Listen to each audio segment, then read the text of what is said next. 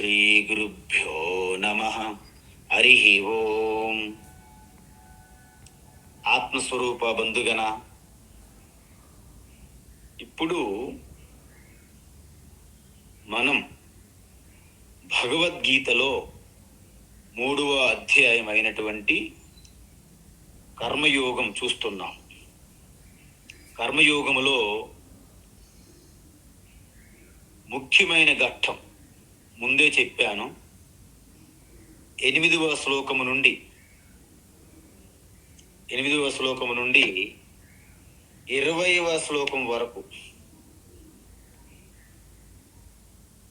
యాక్చువల్గా కర్మయోగం యొక్క స్వరూపం చెప్పారు.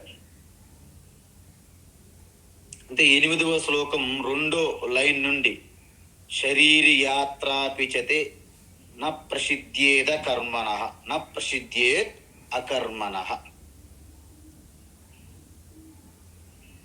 అక్కడ వరకు ఏం చెప్పారంటే, కర్మయోగమును ఒక ఈశ్వరుని యొక్క ఆజ్ఞగా చేయండి. 2వ దశలో ఏంటంటే, కర్మయోగమును ఈశ్వరునికు పూజాభావముతో, అంటే ఒక యజ్ఞంగా చేయండి. 3వ దశ ఏంటి? యజ్ఞశిష్టాశన సంతః ముచ్యంతే సర్వకిల్బిషైః. అంటే ఈ యొక్క కర్మయోగము మిమ్మల్ని పవిత్రంగా శుద్ధంగా చేస్తున్న సాధనము. 4వ దశ ఏంటంటే, ఈ కర్మయోగం అనేది సృష్టి యొక్క నియతి, అంటే సమతుల్యాన్ని కాపాడుతున్నటువంటి ధర్మచక్రము. అంటే ఇదే ధర్మము, దీన్ని మనము అనుష్ఠించాలి. ఈ 4 చెప్పిన తర్వాత, ఎవరైతే కర్మయోగములో పరిపూర్ణమైనటువంటి నిష్ఠ సాధిస్తారో వారు అనాయాసంగా, అంటే అప్రయత్నంగానే ఈ తత్వరహస్యం, నా ఆత్మస్వరూపమే పరమాత్మ స్వరూపము, పరమాత్మ స్వరూపమే ఈ జగత్తు వచ్చినది, అంటే జగత్తు యొక్క అసలు తత్వం కూడా ఆత్మతత్వమే. ఈ విధమైనటువంటి తత్వజ్ఞానాన్ని జ్ఞానయోగములోకి ప్రవేశిస్తారు తెలుసుకోవాలని. అలా తెలుసుకున్న వారికి శ్రవణ మనన నిధిధ్యాసనం, అంటే గురు శాస్త్ర ఉపదేశము ద్వారా శ్రవణం చేస్తారు, వింటారు, ఆ అజ్ఞానం తొలగిపోతుంది. పదే పదే చింతన చేస్తూ ఆ డౌట్స్, ఏదైతే సంశయాలు నివృత్తి చేసుకుంటారో మననం. ఇప్పుడు నిశ్చయాత్మమైనటువంటి మీకు ఒక జ్ఞానం తెలిసినది.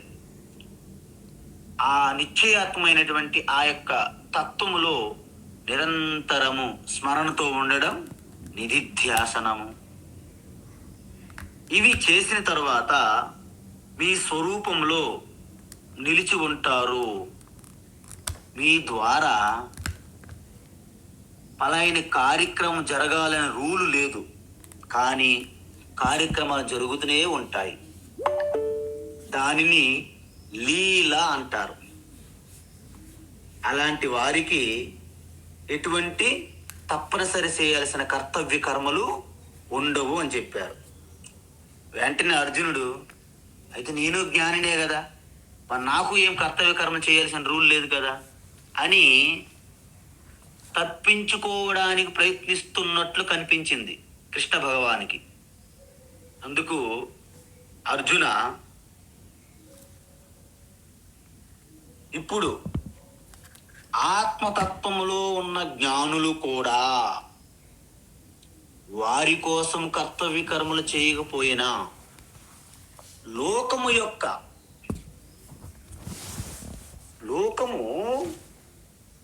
మనం గొప్పవాళ్ళు శ్రేష్ఠులు ఏవి చేస్తే లోకమంతా అవే చేయడానికి ప్రయత్నిస్తారు. మనం ఎటువంటి నియమాలు రూల్స్ని పెడితే అవే వారు పాటిస్తారు. కాబట్టి కేవలము ఒక గృహస్థు ఎంత అద్భుతంగా తత్వం తెలిసినప్పటికీ ఆ యొక్క జీవన విధానములో ఎంత నిక్కచ్చిగా నిష్ఠతో జీవిస్తారో కుటుంబ సభ్యులంతా వారిని పాటిస్తారు. మరి నీవు ఒక క్షత్రియ రాజు అంటే యావత్ సమాజం అంతా మిమ్మల్ని ఆదర్శంగా తీసుకుంటుంది. కాబట్టి నీ కోసం కాకపోయినా సమాజం కోసం నీవు చేయాల్సింది అని చెప్పారు. అందువలన ఇంతకీ ఈ లోక సంగ్రహం కోసం మనం చేస్తున్నాం కదా, మనకి ఏ విధంగా ఈ యొక్క జ్ఞానం మనకు తెలిసింది అంటే కృష్ణ పరమాత్మ అంటున్నారు, వేదములోనే దీని గురించి చెప్పారు. ధర్మ సూత్రములు అథాతో ధర్మ జిజ్ఞాస వేదో అఖిలం మూలం ధర్మం. వేదం యొక్క సారము ధర్మం గురించే ఉన్నది అని చెప్తే, మరి రెండో మార్గం ఏంటి? స్మృతి గ్రంథాలు అంటారు. స్మృతి గ్రంథాలు అంటే ఏంటి? రామాయణం, మహాభారతం, పురాణాలు, స్మృతి గ్రంథాలు ఉన్నాయి. వాటి ద్వారా కూడా మనకి శ్రేష్టమైనటువంటి వ్యక్తుల ద్వారా ఒక మదాలస, ఒక చూడాల, ఒక శ్రీరామచంద్రుడు, ఒక ఆంజనేయ, ఒక లక్ష్మణుడు, ఒక విభీషణుడు,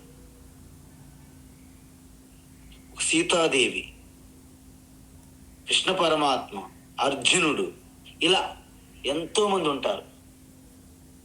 ఇప్పుడే మనం చెప్పాం నిన్న క్లాసులో, అజాత శత్రువు, జనక మహారాజ్, అశ్వపతి కైకేయ, ప్రవాహన జైవిధి, ఇవన్నీ చెప్పాం. కానీ ఇవన్నీ శాస్త్రములోనే ఉంటున్నాయి, చదువుతున్నాం. వీటికంటే ప్రత్యక్షంగా వీడియో ద్వారా అంటే మన దృష్టితో చూసి మనం ఎక్కువగా ఇన్ఫ్లుయెన్స్ అవుతాం. కాబట్టి బిడ్డకి మొట్టమొదటి మార్గదర్శకులు, ఒక రోల్ మోడల్స్ ఎవరంటే తల్లి అని చెప్పారు. అందువలన తల్లి ఎక్కువగా ప్రభావితం బిడ్డకి చేసేవారు ఎవరంటే మొట్టమొదటి రోల్ మోడలు, గురువు ఎవరంటే తల్లి. కాబట్టి తల్లి బిడ్డ గర్భంలో ఉన్నప్పటి నుండే ఆ బిడ్డ అంటే తల్లి ఏ విధంగా ఆలోచిస్తుంది, తల్లి ఏ విధంగా ఆనందంగా సంతోషంగా ఉంటుంది. నిజానికి తల్లి ఆ బిడ్డని అత్యంత ప్రేమ ఆనందముతో స్వాగతిస్తున్నదా లేదా? ఇప్పటికీ 4-5 ఆడపిల్లలు, ఒక 5-6 మగపిల్లలు ఉన్నారనుకోండి, రాబోయే బిడ్డ మీద అంత ప్రేమగా స్వాగతించరు కొంతమంది. ఇవన్నీ బిడ్డకి తెలుస్తుంటాయి. అందువలన అలా పుట్టిన బిడ్డలు జీవితాంతం అలాగ ఏదో ఒక మానసికమైనటువంటి లోపంతోనే ఉంటారు. కాబట్టి తల్లి అత్యంత శౌచంగా, ప్రేమగా, సంతోషంగా, పరిపూర్ణత్వంతో బిడ్డకి గర్భము నుండే సంస్కారం అందిస్తున్నారు. తరువాత తండ్రి, తరువాత గురువు.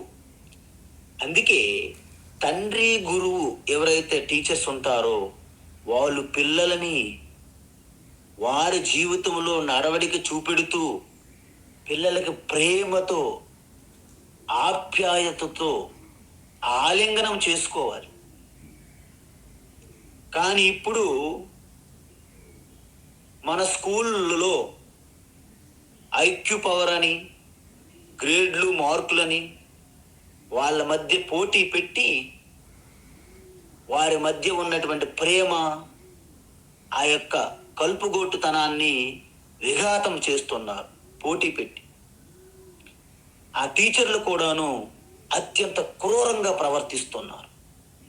అందువలన టీచర్స్ అంటే ఆ పిల్లలకి భయం, యమకింకర్ల వల్లే కనిపిస్తున్నారు కొన్ని స్కూల్లో నేను వెళ్ళి చూస్తే. దీనికి ఒక చిన్న దృష్టాంతం చెప్తాను మీకు. ఒకసారి ఆ స్కూల్కి అగ్ని ప్రమాదం జరిగినది. అగ్ని ప్రమాదం జరిగితే అకస్మాత్తుగా జరిగింది కదా అగ్ని ప్రమాదం.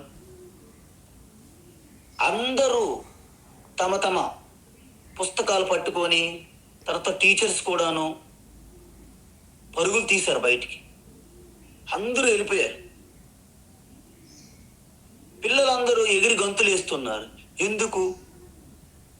స్కూల్కి, పాఠశాలకి అగ్ని ప్రమాదం జరిగింది కాబట్టి వారం రోజుల పాటు, మినిమం ఒక వారం రోజుల పాటు సెలవులు వస్తాయని ఆనందంతో ఎగిరి గంతులు వేస్తున్నారు పిల్లలు. కానీ ఒక పిల్లవాడు మాత్రం ఆ స్కూలుకు దగ్గరలో ఒక చెట్టు దగ్గర నిల్చొని చాలా ఏడుస్తున్నాడు. కంట్ల నుండి, కళ్ళ నుండి నీరు కూడా కారుతున్నది. ఏడుస్తున్నాడు. అయితే కొంతమంది తల్లిదండ్రులు అక్కడ చేరుకొని, పెద్దలు కూడా ఉన్నారు, అబ్బా ఈ పిల్లవాడికి ఎంత శ్రద్ధో, స్కూల్ కాలిపోతుందని బాధపడుతున్నాడు. వీళ్ళందరూ సంతోషంతో ఎగిరి గంతులేస్తుంటే ఈ పిల్లవాడైనా కనీసం ఒక్కడైనా స్కూల్ గురించి బాధపడుతున్నాడే, రా నాయనా నువ్వు ఎందుకు ఇంతగా బాధపడుతున్నావు, ఏడుస్తున్నావు అన్నాడు. ఆ అబ్బాయి అన్నాడు, చూడండి స్కూల్ అయితే కాలిపోయినది, కానీ ఆ స్కూల్ కాలిపోయినప్పుడు దాంట్లో టీచర్లు కూడా కాలకంట వచ్చేసారు బయటికి అన్నాడు. అంటే స్కూల్కి అగ్ని తగిలినప్పుడు టీచర్లు కూడా కాలిపోయి ఉంటే మాకు పూర్తిగా సెలవులు ఉంటూ మాకు ఈ జైలు ఉండదు అనే ఆ పిల్లవాడి బాధ. అలా అన్నట్టు మనము పిల్లలకి భయపెట్టే విధంగా చెప్పే విద్య అక్కర్లేదు. అలాంటి విద్య వలన వాళ్ళు పెద్ద అయినప్పటికీ వాళ్ళ యొక్క వాసనలని, వాళ్ళ సంస్కారములని, వాళ్ళ కోరికలని అనగదృక్కి పెద్ద అయినప్పుడు అవన్నీ ప్రకటమవుతాయి. అప్పుడేమవుతాయి? భయంకరమైనటువంటి ఒక భర్తగానో, లేక భయంకరమైనటువంటి ఒక భార్యగానో, భయంకరమైనటువంటి ఒక తండ్రిగానో, భయంకరమైనటువంటి ఒక తల్లిగానో, లేకపోతే భయంకరమైనటువంటి ఒక టీచర్గానో తయారవుతారు. అందువలన వారికి మనము భయపెట్టి విద్య నేర్పే విధానం అక్కర్లేదు మనకి. సో ఈ విధంగా చేస్తూ అర్జునుడికి నువ్వు జ్ఞానివు అని నీవు అనుకున్నప్పటికీ చేయాలి అని చెప్పి. మీ అందరూ ఒక్కసారి గమనించుకోండి, ఇక్కడ జ్ఞాని అనే వ్యక్తికి బయట నుండి ఎటువంటి చిహ్నము లేదు, గుర్తు లేదు. మీరు ఎవరిని ఈ ప్రపంచంలో ఎవరిని జ్ఞాని అని మీరు చెప్పడానికి వీల్లేదు. ఈవెన శ్రీకృష్ణ, ఈవెన రామ, ఈవెన రామకృష్ణ, రమణ, ఎవరైనా మీరు చెప్పేందుకు ఎటువంటి గుర్తు ఉండదు. మన భ్రమ అంతా. మరి జ్ఞాని ఎలా తెలుస్తుంది? జ్ఞానికి ఏమైనా గెడ్డం ఉందా అంటే, బాగా గెడ్డం ఉంటే వీళ్ళు జ్ఞానులు అన్నారు అనుకోండి, కొంప మునిగిపోతుంది. ఎందుకు? మరి ఈ సృష్టిలో ఉన్న ఆడవాళ్ళ పరిస్థితి ఏంటి అంటే, ఆడవాళ్ళు ఎవ్వరూ జ్ఞాని కాదని అర్థం. ఇది చాలా అన్యాయం. కాబట్టి జ్ఞానికి గెడ్డం అనేది గుర్తు కాదు. మరి ఏమైనా వేషధారణమా, లేకుంటే ఏమైనా జడలు వేసుకున్న జుట్ట, లేకపోతే ముండేం చేసుకోవడమా? అంటే జ్ఞానికి ఎటువంటి గుర్తులు ఉండవు. మనలాగే సాదాసీదా మనిషిలాగే ఉంటారు. మరి జ్ఞాని ఎలా తెలుస్తుంది? ఒకసారి ఒక మహాత్ముడు అడిగారంట. మహాత్మా అంటే స్వామి, మీరు ఎప్పటి నుండో శాస్త్రాల్లో ఉన్నటువంటి జ్ఞానుల గురించి చెప్తున్నారు. అవి కాకుండా ఇప్పుడు ఈ ఆధునిక కాలంలో, ఇప్పుడు ఈ వర్తమానంలో, ఇప్పటికిప్పుడు ఎవరో ఒక్క జ్ఞాని చెప్పండి అన్నారంట. మహాత్మా స్వామి ఆలోచించాడంట. మరి మీరు చెప్పమంటున్నారు కాబట్టి నేను చెబుతున్నాను, ఒక్కరు ఉన్నారు అన్నారంట. ఎవరు ఆదుర్దుగా అడుగుతున్నారు. ఆ ఒక్కరును నేనే అన్నాడంట. ఎందుకంటే నేను జ్ఞానినా కాదా అని నాకు మాత్రమే తెలుస్తుందండి. ఈ ప్రపంచంలో ఎవరేరా నన్ను జ్ఞాని అజ్ఞాని అంటుంటే ఈ రెండు నిజం కాదు.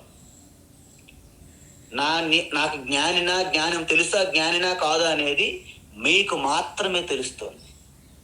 కాబట్టి ఇక్కడ జ్ఞాని అనేది ఇదేమైనా బిజినెస్, వ్యాపారం, రాజకీయం కాదు. కాబట్టి మనం ఎప్పుడైతే మన తల్లిదండ్రుల పిల్లలకి ఒక మంచి రోల్ మోడల్గా మనం ఇవ్వలేకపోతున్నాము, వాళ్ళు సమాజం వైపు చూస్తారు.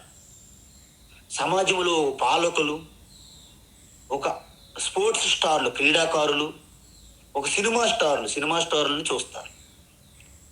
అది గొప్ప ప్రమాదం అయిపోయింది. ఇప్పుడు వాడేమో ఇలా చిరిగిపోయిన ప్యాంటుని ఒక ఫ్యాషన్గా తిరుగుతుంటాడు. వీళ్ళందరూ కూడా ప్యాంట్లు చింపేసుకుంటారు. వాడి కాల భాగంలో పాపం ఆయన కాలకి ఏమైందో, ఒక ఎలిఫెంటియాసిస్ ఏదో ఒక ప్రాబ్లం రావచ్చు. ఒక బెల్ అని కింద ఇంత లావుగా పొడవుగా కుట్టిస్తారు, ఒక బెల్ మోడల్ అని. వీళ్ళంతా అదే మోడల్ వెళ్తారు. కొంతమంది ఈ ఫారెన్ నుంచి వస్తారు. పాపం వాళ్ళు ఎంత రిచ్ అయినా బట్టలు కొనుక్కోవడానికి డబ్బులు ఉండవు వాళ్ళకి. ఈ సగం వేసుకోవడం చూసి మన వాళ్ళు ఆ ఉన్న బట్టలు చింపేసుకొని సగం వేసుకుంటుంటారు. సో ఈ విధంగా ఒకడేమో స్టార్లు స్మోకింగ్లు చేస్తారు. సో మన పిల్లలు కూడాను స్మోకింగ్లు మొదలు పెడుతున్నారు. వాడేమో ఎక్కడో సినిమాలో గన్నతో కాలుస్తుంటాడు, రివాల్వర్ తీసుకు. బయట కూడా మన వాళ్ళ పిల్లలు ఆ విధంగా చేయడానికి ప్రేరణ కలుగుతున్నది. అంటే ఒక విధ్వంసకరమైనటువంటి ఈ సమాజానికి ఒక విధ్వంసకారులుగా, అత్యంత ప్రమాదకారులుగా మనకి తయారవుతున్నారు. అందువలన అర్జున, ఇలాంటి ప్రమాదం ఉన్నది కాబట్టి నీవు సమాజానికి ఒక మార్గదర్శకుడుగా రావాలి. కాబట్టి ఈ ధర్మము సమతుల్యానికి ఒక కంటకంగా ఉన్నారు ఎవరు? దుర్యోధనుడు. కాబట్టి ఆయన నువ్వు నిర్మూలించాల్సిందే. ఎస్, ఐ నో దట్, నాకు అర్థమవుతుంది. ఇది చాలా కష్టమైన పని. అందుకే మన వాళ్ళు కార్యక్రమాలు పెట్టినప్పుడు ప్రోగ్రాం అంతా అయిపోతుంది. ఏమండి జ్యోతిలక్ష్మి గారు రండి అంటారు. మీకు ఈ యొక్క ఓట్ ఆఫ్ థ్యాంక్స్ చెప్పండి అంటారు. ఆవిడ వెళ్ళాక ఏం చెప్తారు? చెప్పక తప్పదు, మైక్ పట్టుకున్నారు కాబట్టి. ఒక్కొక్కసారి ఆ ప్రోగ్రాం మీకేమైనా ఇబ్బందికరమైన పొగుడుతూ చెప్పాలి.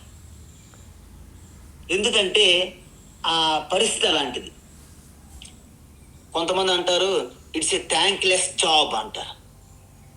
అందువలన అర్జున, నీకు ఇది బాగా అనుకూలంగా కాకపోయినప్పటికీ దీన్ని నువ్వు కర్తవ్యంగా నిర్వర్తించాలి. కర్మయోగము నువ్వు చేయాల్సిందే. ఎందుకు చేయాల్సింది? యద్యదాచరతి శ్రేష్ఠః యద్యదాచరతి శ్రేష్ఠః యద్యదాచరతి శ్రేష్ఠః తత్తదేవేతరో జనః తత్తదేవేతరో జనః తత్తదేవేతరో జనః సయత్ ప్రమాణం కురుతే సయత్ ప్రమాణం కురుతే సయత్ ప్రమాణం కురుతే లోకస్తదనువర్తతే లోకస్తదనువర్తతే లోకస్తదనువర్తతే యద్యదాచరతి శ్రేష్టః తత్తదేవేతరో జనః. యద్యదాచరతి శ్రేష్ఠః తత్తదేవేతరో జనః. యద్యదాచరతి శ్రేష్ఠః తత్తదేవేతరో జనః. సయత్ప్రమాణం కురుతే లోకస్తదనువర్తతే.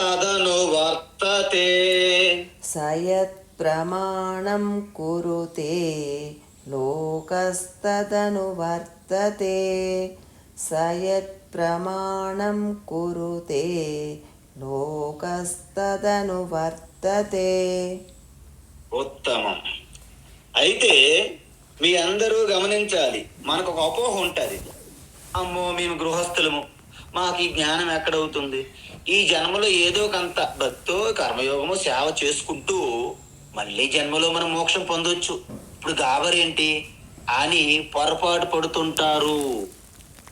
ఎందుకంటే ఇక్కడ ఆశ్రమము అన్నారు అంటే ప్రతి ఇల్లు కూడా ఆశ్రమంగా మనము తయారు చేసుకోవచ్చు. అందుకే గృహస్థ ఆశ్రమము, వానప్రస్థ ఆశ్రమము, సన్యాస ఆశ్రమము అని చెప్పారు శాస్త్రం.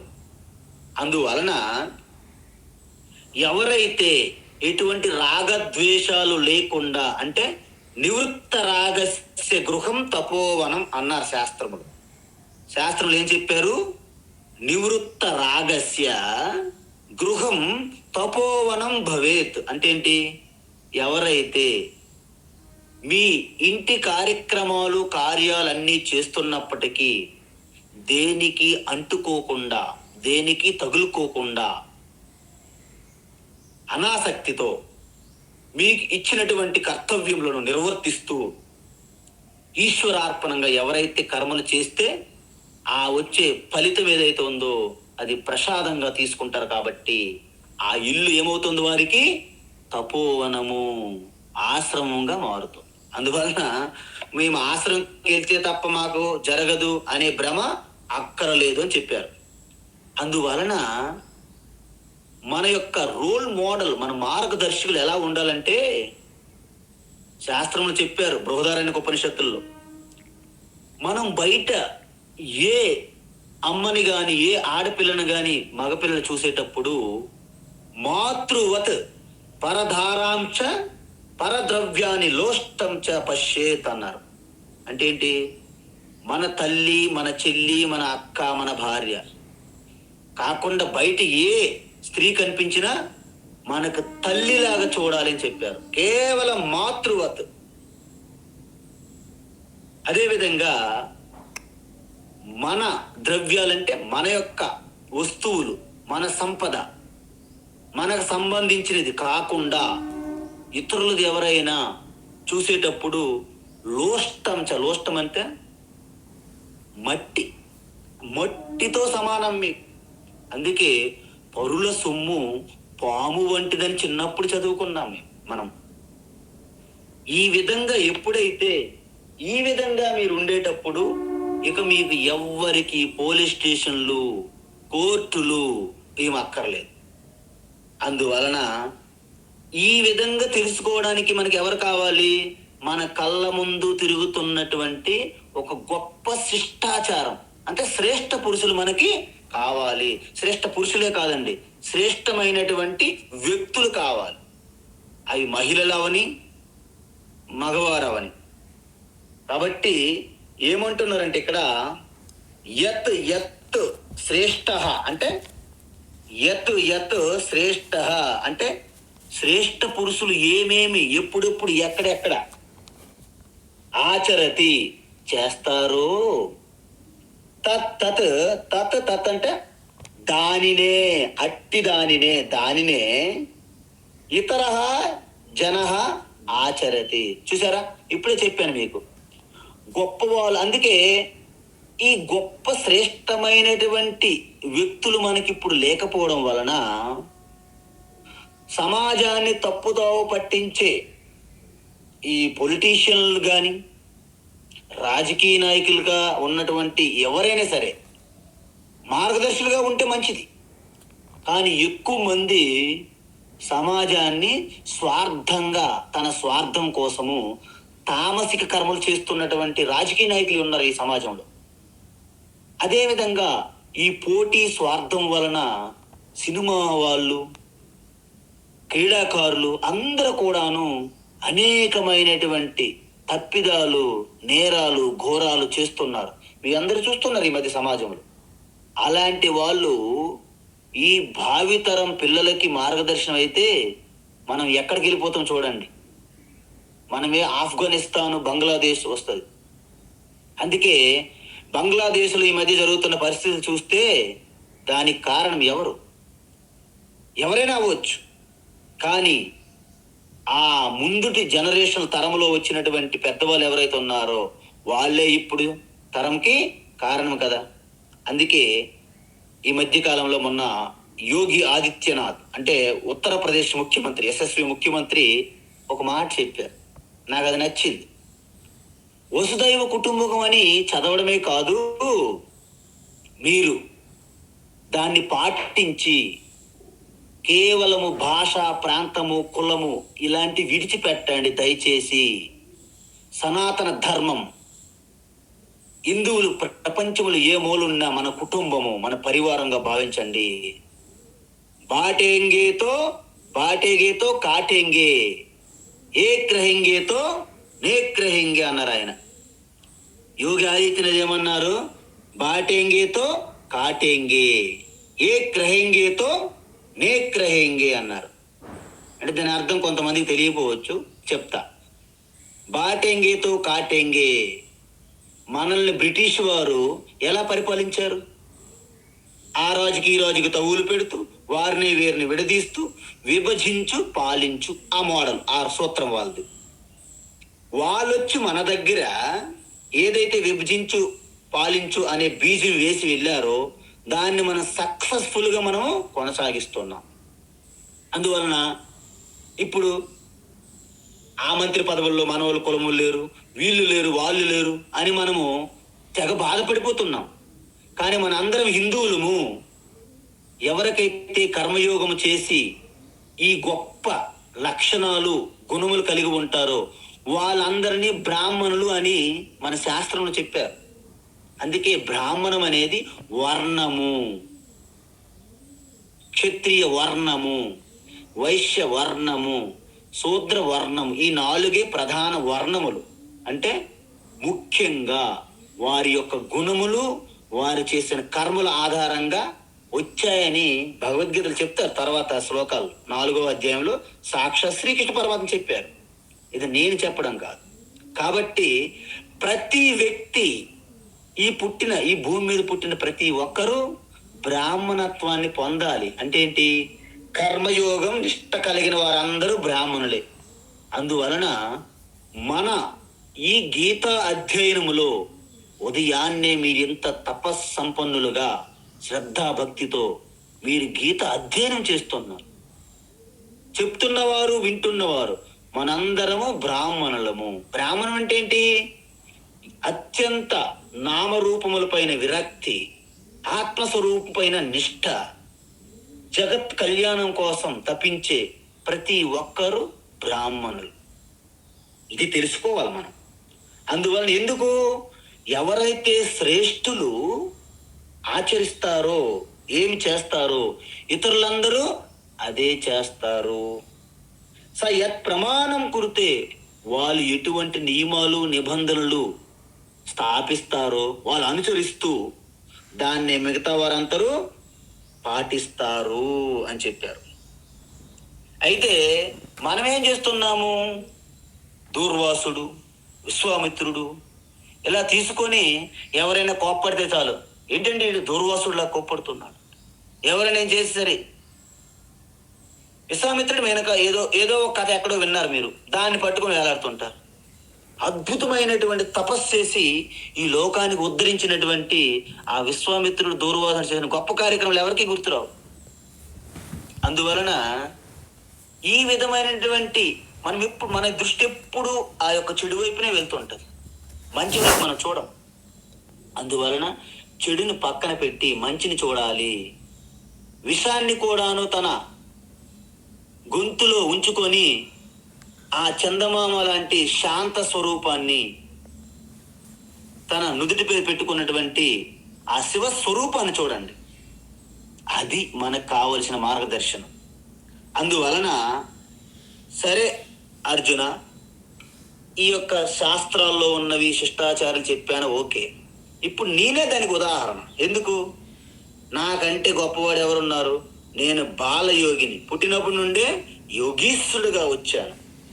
నేనెవ్వరికి మాయకి ఎటువంటి ఆధీనంలో లేను. నేను పుట్టినప్పటి నుంచి జ్ఞానిగా పుట్టాను. సో మిగతా వాళ్ళందరూ కూడాను ఇక్కడ జ్ఞానం పొంది ముక్తులయ్యారు. కానీ నా జన్మ, నా శరీరము జ్ఞాననిష్ట నుంచే వచ్చింది. నేనే దీనికి ఉదాహరణ అర్జున. కాబట్టి నన్ను చూడు అని ఇప్పుడు కృష్ణ పరమాత్మ తన గురించి తనదైన శైలిలో చెప్తున్నారు ఆయన. నమే పాతాస్తి కర్తవ్యం, నమే పార్థాస్తి కర్తవ్యం, నమే పార్థాస్తి కర్తవ్యం, త్రిషు లోకేషు కించన, త్రిషు లోకేషు కించన, త్రిషు లోకేషు కించన, నానవాప్తమవాప్తవ్యం, నానవాప్తమవాప్తవ్యం, నానవాప్తమవాప్తవ్యం,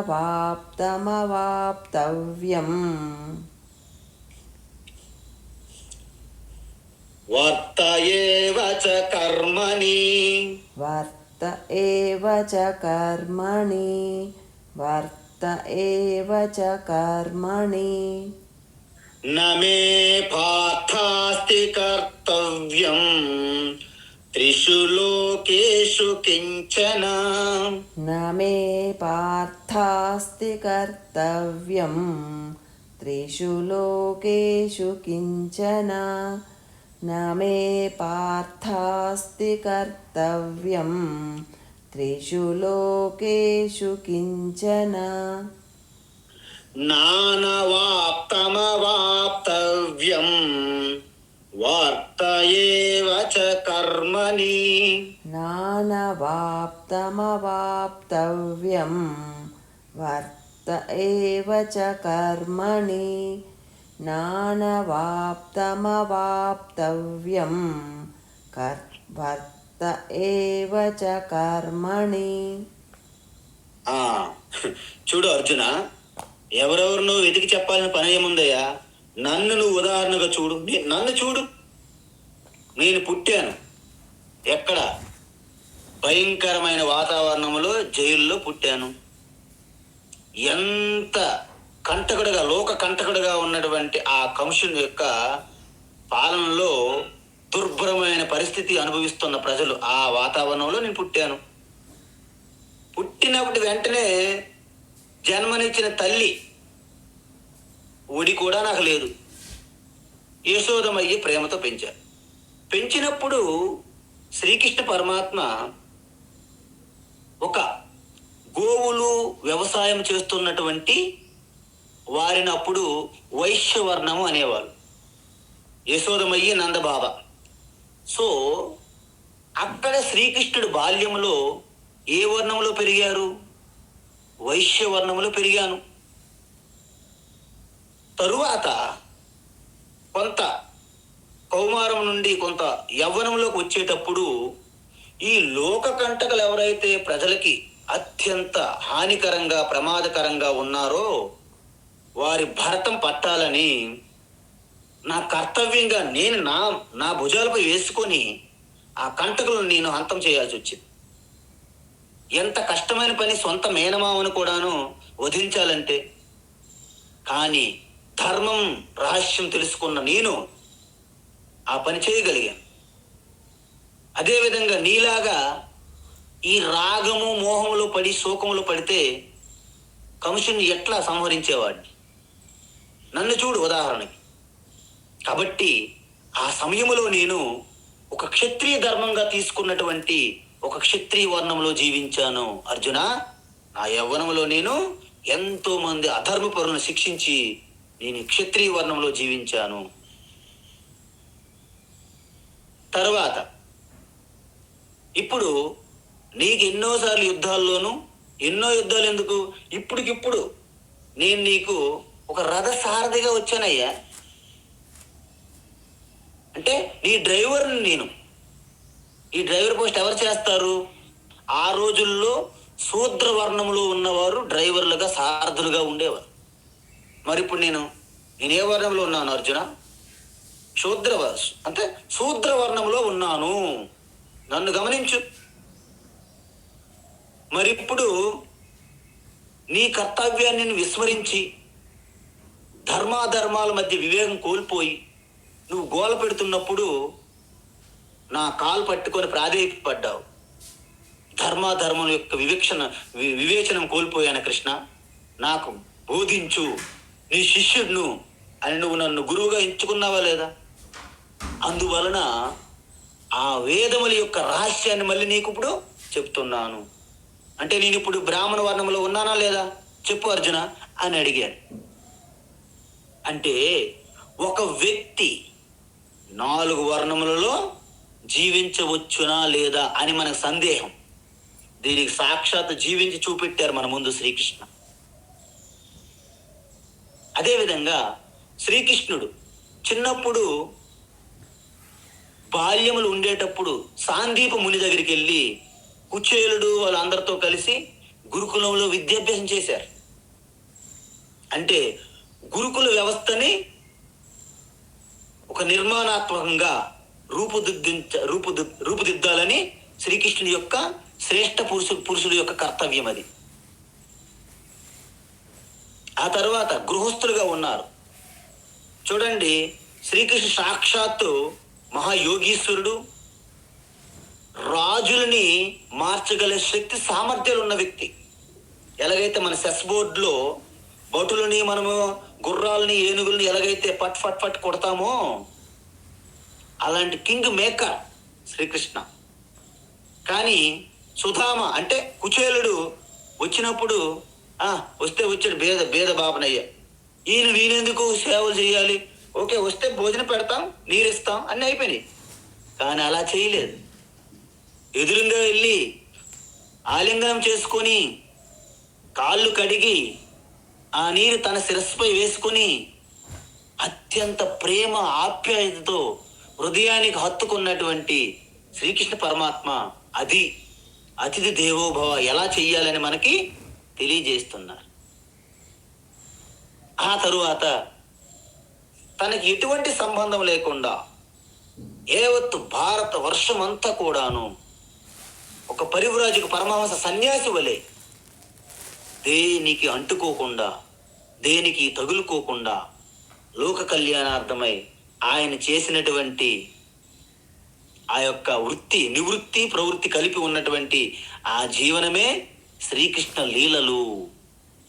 అలాంటి శ్రీకృష్ణుని నేను నీ ఎదురుగా ఉండగా నన్ను గుర్తించకుండా ఎవరెవరినో చూస్తావేంటి అర్జున అని కృష్ణ పరమాత్మ చెప్పాడు. ఎందుకు? ఏ పార్థ, ఏ అర్జున, నాకు త్రిషు లోకేషు కించన కర్తవ్యం అస్తి నా అస్తి. అంటే అర్జున, నాకు ఎటువంటి కర్తవ్యం 3 లోకాల్లో ఏమీ లేదు అర్జున. త్రిషు లోకేషు 3 లోకాలలో ఏమాత్రం కొంచెమైన కర్తవ్య కర్మ నాకంటూ ఏమి లేదు. ఎందుకంటే నాకు కర్మఫలం కాదు. నేను ఉత్తమ పురుషుడుగా, పురుషోత్తముడుగా మాయ అంటే ఈ ప్రకృతి నా వశంలో పెట్టి నేను వచ్చాను. అందుకు దానికి మహావతారము యుగ పురుషుడు అంటారు. అందుకే మనకి అప్పుడప్పుడు చూస్తుంటాం, చాలా బాల్యములోనే ఆత్మనిష్టలో ఉంటారు. ఆనందమయి మాతాజీ, శంకరాచార్యులు, రమణ మహర్షి లాంటి ఉన్నారు చాలా మంది. కాబట్టి త్రిషు లోకేషు 3 లోకాలలో నాకు కించిత్ అంటే ఏ మాత్రమైన కర్తవ్యము లేదు. అనవాప్తం అవాప్తవ్యం అంటే ఏంటి? నేను ఇంకా పొందకుండా, అంటే పొందదగినది కానీ ఇంకేమైనా పొందాలి అనేది కానీ, ఇంకా పొందకుంటే నేనేమైనా కోల్పోతానని కానీ, ఏమైనా పొందితే నేను పరిపూర్ణుడు అవుతానని కానీ ఎటువంటి అవసరము నాకు లేదు. అర్థమైందా? అంటే ఏదైతే నేను పొందాల్సి ఉన్నదో అది నాకు పొందకుండా నేను లేను అని అర్థం. కాబట్టి అంటే ఏంటి? నేను పరిపూర్ణునైన పురుషోత్తముణ్ణి అర్జున. కాబట్టి నేను ఎటువంటి కర్మ చేయాల్సిన అవసరం నాకు లేదు. కానీ ఏం చేస్తున్నాను? నా కర్తవ్యాన్ని విస్మరించకుండా చేస్తూ ఉన్నాను. అయితే ఇక్కడ మనం గమనించాలి, ఎందుకు చేస్తున్నాడు శ్రీకృష్ణ? ఆయన ఆల్రెడీ పరిపూర్ణుడు కదా. శ్రీకృష్ణ అంటే ఏంటి? మొదట మీకు చెప్పాను. భగవాన్ అంటే భగ అంటే ఏంటి? 6 ఐశ్వర్యాలు. ఐశ్వర్యం అంటే ఏంటి? ధనం కాదండి. ఈశ్వరస్య భావ ఐశ్వర్య అంటారు. అంటే ఆ యొక్క ప్రభుత్వం, అంటే ఆ యొక్క శక్తి, అంటే మనందరికీ పరిపాలించే ఒక రక్షకుడు అనమాట. దాన్ని ఈశ్వర అంటారు. ఏంటి చెప్పాను? మనకి ఇంట్రడక్షన్ రోజే మీకు చెప్పాను. ఐశ్వర్యస్య సమగ్రస్య వీర్యస్య యశస శ్రియ జ్ఞాన వైరాగ్యయోచ్చైవ సన్నాం భగ ఇతీరిన అన్నాను. అంటే శ్రీకృష్ణకి ఐశ్వర్యం అంటే ప్రతి దానిపైన అధికారం అని అర్థం. శక్తి, సామర్థ్యము, ధైర్యము, యశస్సు, పేరు ప్రఖ్యాతులు. శ్రీ అంటే ధనము, జ్ఞానము, వైరాగ్యము, సమగ్ర మనకి ఉంటుంది. మనకు 1,00,000 రూపాయలు ఉంటే మన ధనం అది పెద్ద కాదు, సంపూర్ణం కాదు. ఇంకా ఆయనకంటే ఐశ్వర్యవంతులు, ఆయనకంటే ఏ విషయములో కూడాను ఇంకా గొప్పవారు కానీ ఎక్కువ ఉన్నవారు కానీ ఎవరు లేరు అని చెప్పడమే భగవాన్. సో భగవాన్ అంటే ఈ 6 కూడా కలిగి ఉన్నారు కృష్ణ పరమాత్మ. కాబట్టి ఇలాంటి నేను సాక్షాత్ భగవాన్, స్వయంగా కృష్ణత్ స్వయం భగవాన్ అంటారు. కాబట్టి అలాంటి యోగి భగవాన్ ఈశ్వర తుల్యమైనటువంటి శ్రీకృష్ణ మరి నేను ఎందుకు కర్తవ్య కర్మలు చెయ్యాలి? మానేయొచ్చు కదా. అర్జున, నేను చేయకుంటే ఏమి జరుగుతుందో నీకేమైనా తెలుసా? ఇప్పుడు చూడు ఏమి జరుగుతుందనేది. యది యహం న వర్తేయం యది యహం న వర్తేయ యది యహం న వర్తేయ వర్తేయం యది యహం న వర్తేయం యది యహం జాతు కర్మణ్యతంద్రితః జాతు కర్మణ్యతంద్రితః జాతు కర్మణ్యతంద్రితః మమ వర్త్మానువర్తంతే మమ వర్త్మానువర్తంతే మమ వర్త్మానువర్తంతే మనుష్యా పార్థ సర్వశః మనుష్యాః పార్థ సర్వశః మనుష్యాః పార్థ సర్వశః యది హ్యహం న వర్తేయం జాతు కర్మణ్యతంద్రితః యది హ్యహం న వర్తేయం జాతు కర్మణ్యతంద్రితః యది హ్యహం న వర్తేయం జాతు కర్మణ్యతంద్రితః మమ వర్త్మానువర్తంతే మనుష్యా పార్థ సర్వశః మమ వర్త్మానువర్తంతే మనుష్యాః పార్థ సర్వశః మమ వర్త్మానువర్తంతే మనుష్యాః పార్థ సర్వశః. ఇప్పుడు ఏమంటున్నారంటే అర్జున, ఏది అంటే ఒకవేళ, ఏది అంటే ఒకవేళ, హి అంటే తప్పకుండా, ఎందుకంటే ఒకవేళ, ఎందుకంటే ఒకవేళ అహం అతంద్రిత కర్మని నవర్తేయం. జాతు అంటే ఎల్లప్పుడూ అని అర్థం. జాతు అంటే ఎల్లప్పుడూ, ఎప్పుడైనాను. ఒకవేళ అతంద్రిత, తంద్రిత అంటే ఆలస్యము, అలసట, నిద్ర, తమో గుణతత్వం. అతంద్రిత అంటే సావధాన చిత్తుడునై, అంటే అత్యంత సావధానత కలిగి నేను కర్మలను నిర్వర్తించలేదు అనుకో. ఒకవేళ అనుకో, ఒకవేళ సపోజ్, యది అంటే ఒకవేళ, అహం నేను, అతంద్రిత అంటే సావధానముతో కర్మని నవర్తేయం, ఒకవేళ నేను నిర్వర్తించలేదు అనుకో, ఏమవుతుంది కృష్ణ, ఏమైపోతుంది? ఏ పార్థ, ఏ కుంతి పుత్ర, మనుష్యాః సర్వశః అంటే ఏదో రకంగా అన్ని విధములుగా చివరికి మమ వర్త్మ అనువర్తంతే, వాళ్ళు చివరికి నన్ను ఆదర్శంగా తీసుకొని, చూసారా శ్రీకృష్ణుడు చేయలేదు, మనం ఎందుకు చెయ్యాలి? అందువల్ల దొంగలు ఏం చేస్తారు తెలుసా? మాకు ఎవరు, ఒకసారి దొంగలకి అడిగామనుకోండి, మీకు ఎవరు ఆదర్శము? నాకు శ్రీకృష్ణుడు ఆదర్శము, ఎందుకంటే ఏ విధంగా వెన్న దొంగ చేయాలి ఆయన వారు నాకు వచ్చిందంట. అంటే ఆయన వెన్న దొంగ చేశారో లేదో దాన్ని పట్టుకొని ఆదర్శంగా తీసుకొని ఆయన చేసినటువంటి ఒక యుగ పురుషుడు, మహావతారం అయినటువంటి లోక కళ్యాణంకి ఆయన చేసినవి ఏమీ చేత కాదు. నువ్వు వెళ్ళి గోవర్ధన గిరి అక్కర్లేదు, ఒక రాయి ఎత్తమంటే చేత కాదు మనకి. ఆయన గోవర్ధన గిరి ఎత్తి పెట్టాడు, రక్షించాడు. మరి అది చేస్తావా? అది కుదరదు. కాబట్టి మనకి ఎక్కడైతే తేలిగ్గా అనిపిస్తుందో దాన్ని పట్టుకుంటాం మనం, మిగతావన్నీ వదిలిపెడతాం. కాబట్టి వీళ్ళందరూ కూడాను చివరికి నన్నే ఫాలో అవుతారు అర్జున. కాబట్టి ఎందుకు, మీకు చిన్న, మనుషులందరూ కూడాను గొర్రె స్వభావం అంటారు. గొర్రె తెలుసా అంటే మీకు? ఆ గొర్రెలు ఏమిటంటే, ఒక గొర్రె ఇలాగ తల కింద పెట్టుకుని ఉంటాయి గొర్రెలు. ఒక గొర్రె ముందుకి నడుచుకుంటూ వెళ్తే గొర్రెలన్నీ పోతుంటాయి. ఒకసారి ఫ్లడ్స్ వచ్చినప్పుడు ఒక 5 గొర్రెలు భయపడి నదిలో దూకేసాయి పరుగెత్తెళ్ళి.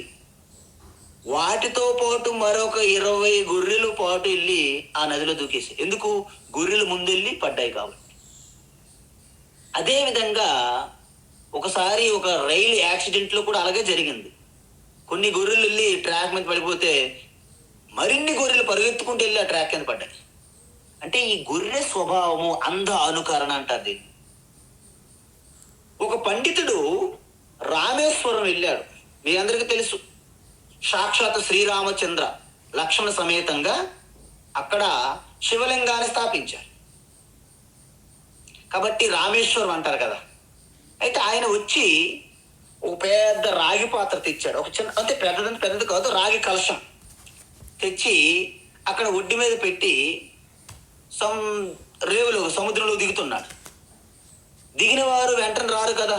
ఆయన అగమార్షణ సూక్తము, పురుష సూక్తము, అన్ని సూక్తాలు చదవాలి, సంధ్యావందనాలు, అర్ఘ్యం పాఠ్యం ఇవ్వాలి. కాబట్టి టైం పడుతుంది, ఒక 25 నిమిషాలు, అరగంటనే పడుతుంది.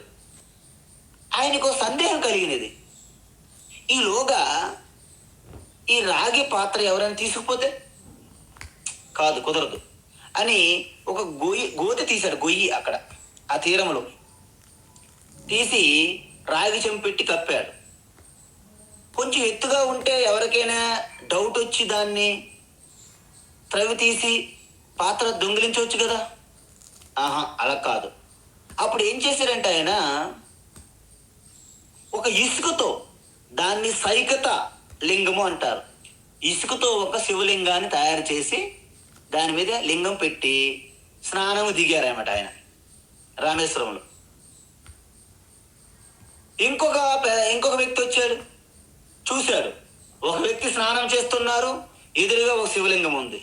ఓహో, రామేశ్వరంలో ఈ సంప్రదాయం కాబోలు అని పక్కన ఆయన కూడా ఒక శివలింగాన్ని, సైకిత లింగాన్ని తయారు చేసి స్నానంకి వెళ్ళారు. ఇంతలో మరికొంతమంది వచ్చారు. ఇద్దరు స్నానం చేస్తున్నారు, 2 శివలింగములు తీరంలో ఉన్నాయి, ఒడ్డున ఉన్నాయి. ఓహో, ఇది రామేశ్వరంలో శివలింగం ఇక్కడ స్థాపించి మనము స్నాన కృత్యాలు చెయ్యాలి కాబోలు అని అలాగా వచ్చిన వారందరూ ఒక్కొక్క శివలింగాన్ని అలాగా స్థాపిస్తున్నారు. సైకిత లింగము.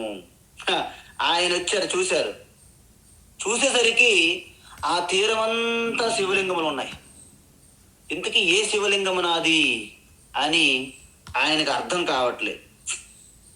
అర్థం కాకపోతే ఇప్పుడు ఎలా ఈ శివలింగాన్ని ఎలా అని, శివలింగము మనకి ఇలాగా అన్ని శివలింగాలు ఆయన ఇష్టం వచ్చినట్టు ఇప్పుడు నాశనం చేయడం వీలు కాదు. అది సాక్షాత్తు శివస్వరూపంగా భక్తితో చేసుకున్నారు. ఇది ఎలా? అప్పుడు ఆయన అన్నాడు, ఇది ప్రజలంటే గొర్రెలుగా ఉంటారనడానికి ఇదే సాక్ష్యం. గతానుగతికో లోకా నా లోకా పరమార్థికా సేతే సైకతలింగేన నష్టం మే తామ్రభాజనం. ఆయన ఈ శ్లోకం చెప్పాడు ఆ పండితుడు. ఎందుకంటే గతానుగతికో లోక, ఈ ప్రజలు ఈ లోకములో అంధ అనుకరణంగా 10 మంది ఏం చేస్తే అదే చేస్తుంటాం. ఒక అమ్మ అంటే వచ్చి, స్వామీజీ గారు ఎన్ని ఒత్తులు పెట్టాలి? 3 ఒత్తులు పెడితే మా పక్కన అమ్మలు వచ్చారు, 3 ఒత్తులు పెట్టకూడదు, దీపాలు 2 పెట్టాలన్నారు అంట.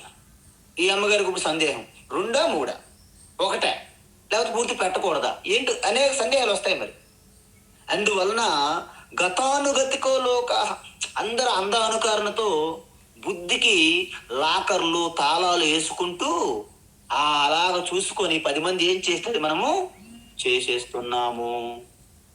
అందువలన దీంట్లో తత్వము, రహస్యము, నిజము, యథార్థం ఎవ్వరికి అక్కర్లేదు. అందువలన ఏమైంది?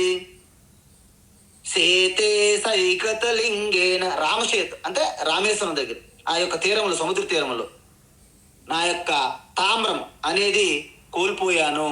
ఈ అంధ అనుకరణ కలిగిన ప్రజల వలన, జనం వలన నా యొక్క రాగి పాత్రని ఈరోజు కోల్పోయాను. సేతే సైకత లింగేన, ఈ యొక్క ఇసుక లింగం ద్వారా నేను ఏదైతే పెట్టుకున్నానో దీని ద్వారా నా యొక్క రాగి పాత్రను కోల్పోయాను. హరే రామ హరే కృష్ణ అని భజన చేసుకున్నాడు ఆయన. దీన్ని బట్టి మనకి ఏమర్థమైంది? ఈ సమాజములో ఎదుటివారు ఏం చేస్తే మనం అది చేసేస్తున్నాము, ఎందుకు ఏమిటి అని మనము ఆలోచించట్లేదు. అందుకే ఒక వ్యక్తి ఏమన్నాడంటే, చూద్దాం వీళ్ళ పనితనం ఏంటని, ఏ బాబు మన ఎద్దు ఇప్పుడే ఈనింది అంటే డెలివరీ అయ్యింది, దాన్ని కట్టడానికి తాడు తీసుకొని రా అన్నాడు. వెంటనే పరుగులు తీసేయడం తాడు కోసం. ఎద్దేంటి దూడేంటి ఆలోచించే సమయం మనకు లేదు. అంత ఆబరగాబరగా ఉన్న సమాజంలో ఒక అద్భుతమైనటువంటి మార్గదర్శకులు కావాలి. కాబట్టి శ్రీకృష్ణుడు శ్రేష్ఠ పురుషుల అవసరం సమాజానికి అని చెప్తూ, అందువల్ల నేను చేయకుంటే సమాజంలో అత్యంత కన్ఫ్యూజన్ జరుగుతుంది. కాబట్టి అర్జున నేను చేస్తున్నాను, కాబట్టి నువ్వు కూడా చేయాలి అని చెప్పి మిగతా యొక్క ఉపదేశాన్ని రేపటి మనము కంటిన్యూ చేద్దాం. హరి ఓం తత్సత్. సర్వం శ్రీకృష్ణార్పణమస్తు.